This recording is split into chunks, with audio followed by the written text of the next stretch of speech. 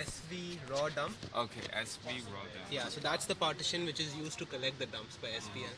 So this is the starting sector, Starting center. and this is the size. So if you were to multiply by this by 512, because every block is 512 bytes. So it's 471,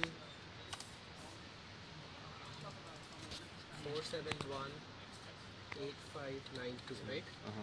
So into 512 is about 2 GB. 2 GB. Yeah, it's like 2.4.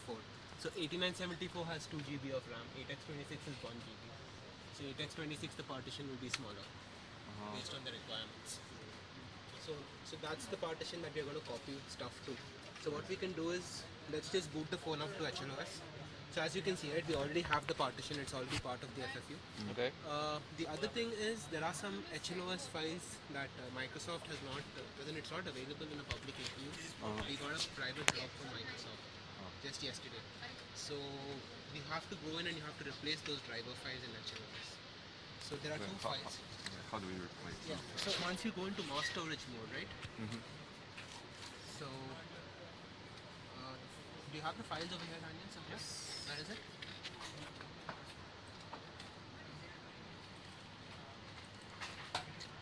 So we can provide these files to you, but yeah, so these are the two files that Microsoft provided. When you crash the phone, right, when you boot up, this application will automatically be run in UEFI, and it will consume that dump file and it will generate the .tmp file.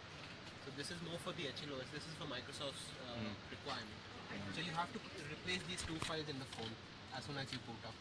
So if you were to go into the phone, so that the driver file would just go into your regular Windows System System 32 drivers. So there is already a file over here, so there should be Just replace yeah, it. you can just rename it. Okay. So we just Yes. oh, so you already have it? Yes. I just replaced it. Alright, and we can just replace this file over here. So that's the new file. And then you have the dump EF file, right? So if you go back, it's in L drive, Windows, System 32, boot. There is a WPDMP. So let me just delete the old one. So this is the one. So you can just rename whatever was already available to anything you want, and you can copy this one over. So these are the two files you need to replace, and you're good. So now we just boot up to HLOS, right? Yep.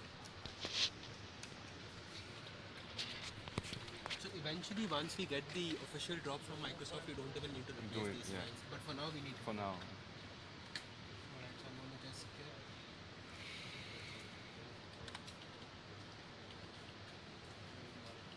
So we're booting up to HLOS. So there are different ways in which you can trigger a crash. You can trigger a crash from from WinDBG.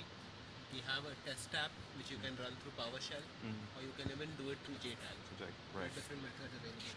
So if you look at that wiki page that I pointed you to, right? So it has all the tools that you need. So all these files that you are looking for are all available over here.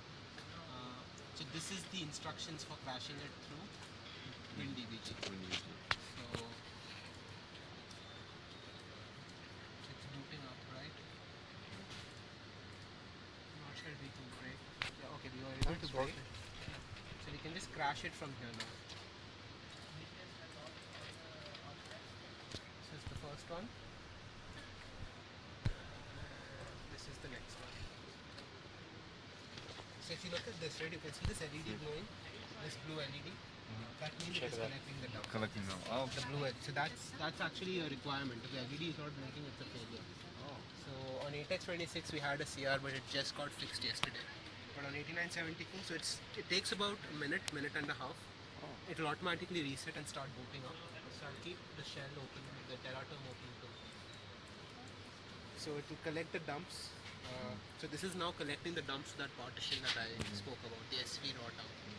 So Do we have to pull up the SD card? So the feature is, if you have an SD card in there, you can even collect these dumps to the SD card if you want to collect. So what happens is when you crash the phone, right, SBL goes through all the storage devices. So if it finds an SD card, it will check for that file. It's called RD cookie. It's a cookie file. If it finds that cookie file, it will dump everything into the SD card. If it doesn't find the cookie file, or if it doesn't find the SD card itself, it will just search for the partition on the don't. You can keep the SD card in there, but if it has that cookie file, everything will get dumped to the SD card. Understand?